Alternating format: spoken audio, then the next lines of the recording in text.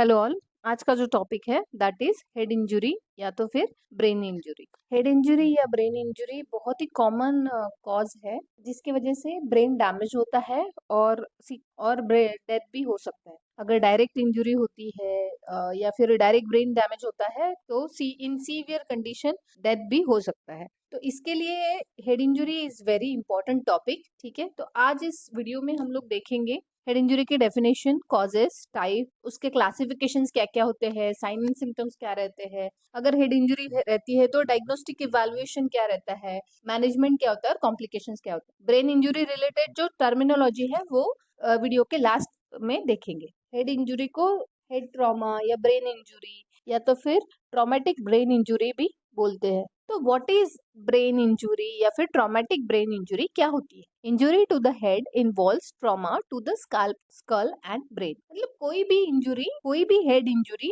जिसमें स्कल और brain involve है उसको हम लोग ट्रॉमेटिक ब्रेन इंजरी बोलते हैं। अब इसके कॉजेस क्या है या फिर एटियोलॉजी क्या है? सो फर्स्ट है ट्रॉमा। ट्रॉमा में क्या आएगा? फर्स्ट, कोई भी ऐसा ट्रॉमा, ठीक है, पेनिट्रेटिंग ट्रॉमा है या फिर ब्लंट हेड ट्रॉमा है या तो फिर रोड एक्सीडेंट्स है, जो मोटर व्हीकल्स है या फिर ऑक्यूपेंट्स है, साइकिलिस्ट है ना, जो साइकिल चलाने वाले लोग हैं, उन लोगों को भी एक्सीडेंट के कारण हेड इंजरी होती है।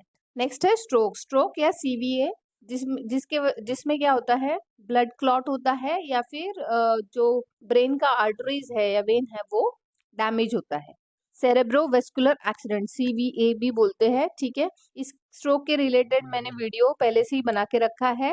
वीडियो की लिंक आपको आई बटन में मिल जाएगा, प्लीज गो एंड रेफर। ठीक है, देखना है हाइपोक्सिया और एनोक्सिया। सो हाइपोक्सिया या फिर एनोक्सिया, हाइपोक्सिया क्या होता है? Insufficient oxygenation supply to the brain. Hypoxia मतलब जो ब्रेन को ऑक्सीजन सप्लाई है वो कम मिलता है या नहीं मिलता है, जिसकी वजह से ब्रेन डैमेज होता है। नेक्स्ट है सेरिब्रल एडिमा। सेरेब्रम जो होता है उस पे अगर एडिमा रहेगा तो होता है infection, then degenerative diseases, brain tumour, intracranial haemorrhage, ये सारी इथियोलॉजी। इसके अलावा जो कॉमन है, ठीक है, that is motor vehicle accident, fall की वजह से ब्रेन इंजरी होती है, असॉल्ट हो गया, झगड़ा हो गया, किसी से लड़ाई हो गई, वो टाइम में अगर कोई हेड पे इंजरी हो जाती है ना। स्पोर्ट रिलेटेड इंजरीज है, स्पोर्ट रिलेटेड इंजरीज जैसे क्रिकेटर, जैसे खेलते खेलते बॉल सर पे लग गया है ना, या फिर बैट सर पे लग गया, देन वॉयलेंस या अब्यूज, ये सारे इटियोलॉजिकल कॉजेज है। ब्रेन इंजरी के टाइप्स क्या क्या होते हैं? तो ब्रेन इंजरी जो है वो बेस्ड ऑन 4 टाइप में डिवाइड किया है। फर्स्ट है बेस्ड ऑन मैकेनिज्म, नेक्स्ट है based on intracranial lesion, next है बेस्ड ऑन स्कल फ्रैक्चर और बेस्ड ऑन सिवियरिटी। तो फर्स्ट हम लोग देखते हैं बेस्ड ऑन मैकेनिज्म क्या होता है। बेस्ड ऑन मैकेनिज्म में 2 टाइप होते हैं, ठीक है, एक है ब्लंट इंजरी और दूसरा है पेनिट्रेटिंग इंजरी। सो फर्स्ट देखते हैं हम लोग ब्लंट हेड इंजरी क्या होती है। ठीक है, ब्लंट हेड इंजरी मतलब डायरेक्ट फॉल या असॉल्ट की वजह से जो भी वुंड होता है, ठीक है, जैसे मोटर व्हीकल एक्सीडेंट्स हो गए या तो फिर फॉलो या इंजरी की वजह से जो भी ब्रेन इंजरी होती है जिसको हम लोग ब्लंट इंजरी बोलते हैं। और पेनिट्रेटिंग मतलब जो स्कल या ब्रेन के अंदर तक की इंजरी जाती है, जैसे गन शॉट हो गया या फिर कोई भी शार्प ऑब्जेक्ट जैसे चाकू हो गया, अगर वो पूरा ब्रेन के अंदर जाता है तो उसे हम लोग बोलते हैं पेनिट्रेटिंग इंजरी। नेक्स्ट है based on intracranial lesion. Intracranial lesion में 2 टाइप आती है, प्राइमरी ब्रेन इंजरी और secondary brain injury. Primary brain injury जिसमें क्या होता है? Immediate result of trauma. Primary injury में क्या होता है? जैसे अभी लग गई हमको, है ना, और ट्रॉमा हो गया, उसको हम लोग बोलते हैं primary brain injury. Secondary brain injury वो होता है जो develop as result of complication. For example अगर किसी को अभी लग गया, ठीक है, कुछ सर पे बैट लग गया या फिर बॉल लग गया, तो वो टाइम में पेशेंट को सिम्टम्स नहीं पता चलेंगे, बट आफ्टर सम टाइम जो भी सिम्टम्स पता चलते हैं, पेन हो गए, स्वेलिंग आ गई, है ना, पेशेंट को मेमोरी लॉस होने लगा, ये सारी चीजें आती है इंट्राक्रेनियल रीजन में। देन है based on skull fracture. 2 type आते हैं अगेन, वॉल्ट एंड बेसिलर। अब वॉल्ट में क्या आता है? जो आपके फ्रैक्चर्स होते हैं, ओपन फ्रैक्चर हो गया, क्लोज फ्रैक्चर हो गया, लीनियर है, डिप फ्रैक्चर है, ये सारी चीजें वॉल्ट में आती है, विथ और without cerebrospinal fluid leakage. Basilar में क्या रहता है? सेरेब्रोस्पाइनल फ्लूइड लीकेज रहेगा या तो फिर नहीं रहेगा। देन नेक्स्ट आता है बेस्ड ऑन सीवियरिटी। सीवियरिटी में minimal injury, mild injury, moderate injury, severe and critical. ये जो उसका स्कोरिंग जो रहता है वो जीसीएस स्कोर पे रहता है। अगर मिनिमल है, जीसीएस स्कोर कितना है नॉर्मल, दैट इज 15। पेशेंट का हेड इंजरी होने के बाद भी अगर जीसीएस 15 है, ठीक है, पेशेंट को कुछ कॉम्प्लिकेशंस नहीं हो रहे हैं, कुछ लीकेज नहीं है, सब कुछ ठीक है, मेन अमनेशिया नहीं है, ठीक है, तो वो मिनिमल में आएगा। माइल्ड में क्या है, जीसीएस स्कोर जो रहेगा वो 14 और 15 रहेगा। लॉस ऑफ कॉन्शियसनेस रहेगी लेकिन वो 5 मिनट से कम रहेगी, और जो मेमोरी है या अलर्टनेस है वो थोड़ा सा इम्पेयर्ड रहेगा। देन आता है मॉडरेट। मॉडरेट में क्या है, जीसीएस स्कोर रहेगा 9 to 13 और लॉस ऑफ कॉन्शियसनेस या कॉन्शियसनेस जो लॉस हुआ था वो 5 मिनट से ज्यादा रहेगी और फोकल न्यूरोलॉजिकल डिफेक्ट रहेगा। देन सीवियर में जीसीएस 5 से 8 रहेगा और क्रिटिकल में 3 से 4 रहता है। तो ये हो गए आपके बेस्ड ऑन सीवियरिटी। तो नेक्स्ट आता है अकॉर्डिंग टू लोकेशन भी रहता है, जैसे फ्रंटल फ्रैक्चर हो गया या फिर टेम्पोरल है, पैराइटल है, कौन सा लोब फ्रैक्चर है उसके ऊपर according to location head injury बोलते हैं। क्लिनिकल फीचर है, पेशेंट को हेडेक रहेगा, वर्टिकल रहेगा, एजिटेशन रहेगा, पेशेंट रेस्टलेस रहेगा, डिजीनेस रहेगी, कॉन्शियसनेस, पेशेंट का कॉन्शियसनेस जो है वो डिस्टर्ब रहेगा, ठीक है, कंफ्यूजन से लेके कोमा तक के हो सकता है। देन इंट्राक्रेनियल प्रेशर इंक्रीज रहेगा, then nausea, vomiting, pupillary abnormalities रहेगी, हमारा जो आंखों का पुतली है ना, प्यूपिल है, उसमें एबनॉर्मलिटीज रहता है, रेस्पिरेटरी इश्यूज रहेंगे, ठीक है, फिर टैकीकार्डिया रहेगा, टेकिपनिया रहेगा, कफ रिफ्लेक्स में या फिर गैग रिफ्लेक्स में ऑल्टरनेस रहेगा या फिर एब्सेंट रहेगा, एंड सेंसरी इंपेयरमेंट रहेगी, विजुअल इंपेयरमेंट रहेंगी एंड हियरिंग इंपेयरमेंट रहेंगी पेशेंट में, हेमीपेरेसिस रहेगा, हेमीप्लेजिया रहेगा और पर्सनालिटी चेंजेस रहेंगे। देन है मेंटल फंक्शन डिस्टर्ब रहेंगे या इम्पेयर्ड मेंटल फंक्शन रहेगा, मूड स्विंग्स रहेंगे पेशेंट को, मतलब पेशेंट जल्दी इरिटेट रहेगा, अभी हंस रहा था अभी रो रहा है, ऐसे मूड स्विंग्स रह सकते हैं। देन लिथार्जी रहेंगे पेशेंट, अग्रेसिव रहेगा सम टाइम और ऑल्टर्ड इन स्लीप हैबिट, मतलब पेशेंट आइदर सोते ही रहेगा या फिर नहीं सोएगा। ये सारी चीजें साइन एंड सिम्टम्स में आती है। नेक्स्ट है डायग्नोस्टिक इवैल्यूएशन। डायग्नोस्टिक इवैल्यूएशन में हम लोग सबसे पहले क्या देखते हैं, हिस्ट्री कलेक्शन। हिस्ट्री कलेक्शन में हम लोग मैकेनिज्म ऑफ इंजुरी देखेंगे, ठीक है, मतलब कैसे इंजुरी हुआ है पेशेंट को। उसके बाद में अगर पेशेंट कॉन्शियस है कि नहीं वो देखेंगे, पेशेंट अगर अनकॉन्शियस है तो कितने टाइम के लिए अनकॉन्शियस था, है ना, पेशेंट को मेमोरी लॉस है कि नहीं है वो हमको पूछना है। पेशेंट को सीजर प्रेजेंट थे कि नहीं थे at the time of head injury वो पूछते हैं। हिस्ट्री ऑफ वोमिटिंग है कि नहीं है, ठीक है, वो पूछेंगे, और कुछ मेडिकल कंडीशन है या फिर मेडिकेशन कुछ चालू है क्या।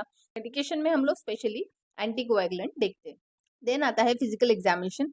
फिजिकल एग्जामिनेशन में हमको ग्लास्को कोमा स्केल देखना है, ठीक है, उसका स्कोर देखना है, उसका स्कोर कितना होता है, नॉर्मल 15 है ना, और एकदम लेस है तो 3। ग्लास्कोकोमा रिलेटेड अगर वीडियो चाहिए आप मेरे अदर वीडियो में जाके देख सकते हैं, मैंने ऑलरेडी ग्लास्कोकोमा स्केल पे वीडियो बना के रखा है, ठीक है। नेक्स्ट है प्यूपिल साइज एंड रिस्पॉन्स। पेशेंट के प्यूपिल का साइज चेक करना है और प्यूपिल रिएक्शन चेक करना है, ठीक है, वेदर दोनों प्यूपिल इक्वली रिएक्ट होते हैं कि नहीं है, वो सारी चीजें देखनी पड़ती है हमको प्यूपिल्स में। फिर साइन ऑफ स्कल फ्रैक्चर देखना है, ठीक है, अगर स्कल अगर फ्रैक्चर होता है तो पेरीऑर्बिटल एरिया, पेरीऑर्बिटल एरिया क्या है, आंखों के आजू बाजू का जो एरिया होता है उसको हम लोग पेरीऑर्बिटल एरिया बोलते हैं, जिसमें एडिमा रहेगा, स्वेलिंग रहेगा, है ना, जिसको हम लोग रैकॉन आइज भी बोलते हैं। बैटल साइंस देखनी है, बैटल साइंस जो है वो ब्रूजिंग रहती है मैस्टोइड के ऊपर। देन सेरेब्रोस्पाइनल फ्लूइड लीकेज तो नहीं है, ठीक है, वो देखना है। अब कैसे देखना है, क्लियर फ्लूइड नाक से बह रहा है तो उसको राइनोरिया बोलते हैं, और कान से बह रहा है तो ओटोरिया बोलते हैं, वो सेरेब्रोस्पाइनल फ्लूइड भी रहता है। इसके अलावा ब्लीडिंग देखना है, ईयर से ब्लीड तो नहीं हो रहा है ना, ये सारी चीजें हम लोग फिजिकल एग्जामिनेशन में देखते हैं। इसके बाद हमको फुल न्यूरोलॉजिकल एग्जामिनेशन करना है पेशेंट का, जिसमें हम लोग टोन, ठीक है, पावर, सेंसेशन और रिफ्लेक्सेस चेक करते हैं। देन इसके अलावा हम लोग एक्सरे करते हैं, ठीक है, अगर फ्रैक्चर इन्वॉल्वमेंट है कि नहीं है, स्कल फ्रैक्चर है कि नहीं देखने के लिए हम लोग एक्सरे करते हैं, ठीक है, क्रेनियो सेरेब्रल ट्रॉमा इवैल्यूएट करने के लिए या देखने के लिए हम लोग सीटी स्कैन करते हैं। देन एमआरआई करते हैं।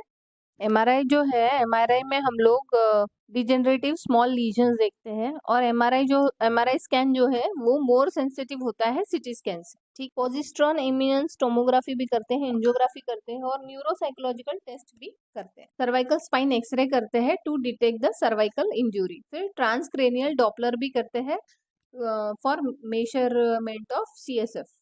देन आता है मैनेजमेंट। मैनेजमेंट में हम लोग देखेंगे पहले मेडिकल मैनेजमेंट। मैनेजमेंट 3 टाइप में डिवाइड होता है, medical management, surgical management and nursing management. तो पहला हम देखेंगे मेडिकल मैनेजमेंट। मेडिकल मैनेजमेंट हम लोग 4 टाइप में देते हैं, ठीक है। First, management for intracranial pressure, increased intracranial pressure जो है उसको कम करने के लिए हम लोग जो मैनेजमेंट देंगे, ठीक है। देन है एंटीबायोटिक थेरेपी, देन आता है एंटी इपिलेप्टिक थेरेपी और सपोर्टिव मैनेजमेंट, ठीक है। तो फर्स्ट आता है इंट्राक्रेनियल, फर्स्ट है management of increase intracranial pressure. तो मैंने इंट्राक्रेनियल प्रेशर कम करने के लिए हम लोग क्या क्या कर सकते हैं, ठीक है। ऑक्सीजन थेरेपी देना है पेशेंट को हाइपर वेंटिलेट करते हैं, ठीक है। मैनेटॉल एडमिनिस्टर करते हैं, मैनेटॉल जो है वो ऑस्मोटिक डायूरेटिक्स है, तो इंट्राक्रेनियल प्रेशर रिड्यूस करने के लिए यूज होता है। पेशेंट का बेड का हेड जो है वो एलिवेट करना है, पेशेंट को कंप्लीट बेड रेस्ट देना है। मेडिकेशन में बार्बिचुरेट थेरेपीज देते हैं, देन डोपामाइन ड्रिप इन्फ्यूज करते हैं टू मेंटेन सेरेब्रल परफ्यूजन, अगर प्रेशर 50 mm ऑफ Hg के ऊपर है तो। देन ग्लूकोकॉर्टिकॉइड देते हैं, डेक्सामेथासोन देते हैं to reduce cerebral oedema.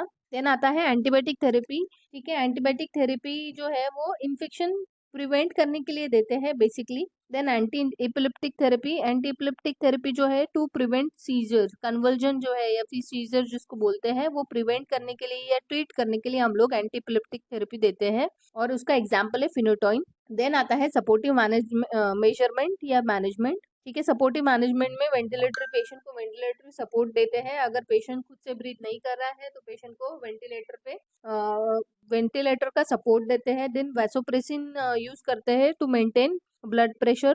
Next है fluid and electrolyte therapy, then है nutritional support, pain and anxiety management, ये सारी सपोर्टिव मैनेजमेंट में आती है। नेक्स्ट आता है सीजर प्रिवेंशन। तो बेसिकली हमको क्या करना है, सीजर प्रिकॉशन मेंटेन करना है फॉर पेशेंट सेफ्टी। इसके अलावा पेशेंट को एवरी 2 आवरली पोजिशनिंग देनी है टू प्रिवेंट स्किन ब्रेकडाउन या फिर प्रेशर सोर। पेशेंट के साथ में प्रॉपर कम्युनिकेशन मेंटेन करना है सो दैट पेशेंट का एंजाइटी रिड्यूस हो, एंड रेस्पिरेटरी स्टेटस मॉनिटर करना है, जिससे हमको ये पता चलेगा कि इंट्राक्रेनियल प्रेशर बढ़ रहा है कि नहीं बढ़ रहा है, ठीक है। रेस्पिरेटरी डिस्ट्रेस हमको मॉनिटर करना है, वाइटल साइंस देखने हैं, ठीक है। इनटेक आउटपुट मेजर करना है, then assess for the pain and pain management therapy, provide suctioning if necessary, और प्रॉप्ट अप देना है patient. For nutrition status first 24 hours patient by mouth रहता है, ठीक है। आफ्टर दैट फिजिशियन एडवाइस, ठीक है, start with liquid diet and then semi solid and solid. अगर पेशेंट को आरटी है तो every 2 hourly Ryle's tube feeding provide करना है as per doctors order, and intake output chart maintain करना है। तो this is about the supportive therapy. Then आता है सर्जिकल मैनेजमेंट। सर्जिकल मैनेजमेंट में इवैक्यूएशन ऑफ ब्लड क्लॉट, मतलब जो भी ब्लड क्लॉट है उसको रिमूव करते हैं, अगर स्काल्प पे लैसरेशन है तो सुचरिंग करते हैं, ऑपरेशन बर्न होल करते हैं, एक ओपनिंग क्रिएट करते हैं to the cranium through the drill. Craniotomy, craniotomy में क्या करते हैं, बोन फ्लैप जो है वो टेम्परेरी रिमूव करके रखते हैं for access the full brain. Next है क्रेनियोटॉमी, इसमें क्या होता है, जो लीजन रिमूव करते हैं उसके बाद में जो बोन फ्लैप है उसको फ्रीज करके रखते हैं पेशेंट के एब्डोमिनल कैविटी में, और ये जो है वो डिप्रेस स्कल फ्रैक्चर में और मैसिव एडिमा में यूज करते हैं। देन क्रेनियोप्लास्टिस, जिसमें बोन फ्लैप जो है वो रिप्लेस करते हैं, रीस्टैब्लिश करते हैं स्कल इंटीग्रिटी को। नेक्स्ट करते हैं लोबेक्टोमी, एंड लास्ट है करेक्शन ऑफ फ्रैक्चर। जो भी फ्रैक्चर है, हमने जो कॉजेस देखे या टाइप्स देखे हैं, जो भी फ्रैक्चर रहते हैं, स्कल का जो फ्रैक्चर रहेगा उसको हम लोग करेक्ट करते हैं। तो ये हो गए आपके सर्जिकल मैनेजमेंट। नेक्स्ट है नर्सिंग मैनेजमेंट। नर्सिंग मैनेजमेंट में neurological and respiratory status monitor करते हैं, वाइटल्स मॉनिटर करेंगे for every 4 hourly. Ineffective airway clearance related to brain injury as evidence by alter in level of consciousness. Next है ineffective cerebral perfusion related to increase intracranial pressure as evidenced by restlessness. Acute pain related to decreased cerebral blood flow as evidenced by facial gremlin. Imbalanced nutrition less than body requirement related to fluid restriction as evidenced by patient is NBM. Risk of injury related to disorientation as evidenced by restlessness. Nursing intervention, check vital signs every 2 hourly, measure intake output every 8 hourly, check for the ICP sign and cerebral perfusion, assess for the CSF leakage as evidenced by otorrhea or rhinorrhea, assess for pain, administer IV fluid to maintain hydration, provide suctioning if necessary every 2 hourly, maintain positioning every 2 hourly, and protect the patient from the injury. ये सारी चीजें नर्सिंग intervention. Terminologies related with the head injuries. तो आपने हमेशा concussion, contusion सुना होगा। So these are the type of brain injury only. Concussion को हम लोग सेरेब्रल कंकशन भी बोलते हैं। कंकशन जो है वो माइल्ड ब्रेन इंजुरी में हम लोग कंसिडर करते हैं, जिसमें टेम्पररी मेमोरी लॉस होते हैं। जिसमें क्या होता है, टेम्पररी न्यूरोलॉजिकल फंक्शंस का लॉस होता है विदाउट स्ट्रक्चरल डैमेज। ये माइट बी अनकॉन्शियसनेस इसके साथ में रहता है, जो 5 मिनट्स और 5 मिनट्स के कम समय तक के रहता है, जिसको हम लोग कंकशन बोलते हैं। नेक्स्ट है कंट्यूशन। ब्रेन कंट्यूशन जो है उसको ब्रूजिंग ऑफ ब्रेन टिश्यू भी बोलते हैं, और जो रिजल्ट होता है ब्रेन ट्रॉमा से, मतलब जब भी ब्रेन ट्रॉमा होगा, डायरेक्टली ब्रेन इन्वॉल्व होगा, तब होता है कंट्यूशन, जिसमें ब्रूजिंग होते हैं। May be lead to haemorrhage also. ठीक है, ब्रेन कंट्यूशन की वजह से हेमरेज या ब्लीडिंग भी हो सकती है, और ये ब्लीडिंग जो है वो ब्रेन टिश्यू में एब्जॉर्ब होती है। और अगर ये जो ब्लड है, जो एब्जॉर्ब हुआ ब्लड है, अगर वो सेरेब्रोस्पाइनल फ्लूइड में अगर एब्जॉर्ब होता है, तो परमानेंटली न्यूरोलॉजिकल डैमेज हो सकता है। So this is about contusion. Next है डिफ्यूज एनोक्सल इंजुरी। अब डिफ्यूज एनोक्सल इंजुरी क्या होता है? It is characterised by extensive generalised damage to the white matter of the brain. White matter जो होता है ब्रेन में, है ना, उसको अगर एक्सटेंसिव और जनरलाइज्ड डैमेज हुआ, उस वक्त एक्सोनल इंजुरी हो सकती है। ये इंजुरी जो है वो माइल्ड, मॉडरेट या सीवियर हेड ट्रॉमा में भी होता है, जिससे के वजह से क्या होता है, एनोक्सल स्वेलिंग रहती है और डिस्कनेक्शन रहता है, और ये दोनों के वजह से ब्रेन पे स्वेलिंग और इंट्राक्रेनियल प्रेशर भी इंक्रीज हो सकता है। नेक्स्ट है इंट्राक्रेनियल हैमरेज। इंट्राक्रेनियल हैमरेज किसको बोलते हैं? Bleeding with in the skull. अगर ब्लीडिंग स्कल के अंदर होता है तो उसको इंट्राक्रेनियल हैमरेज बोलते हैं। ये मे और may not associated with skull fracture हो सकता है, मतलब इंट्राक्रेनियल हेमरेज होता है तब फ्रैक्चर, स्कल का फ्रैक्चर हो सकता है या फिर नहीं भी हो सकता। अब ये होता कब है?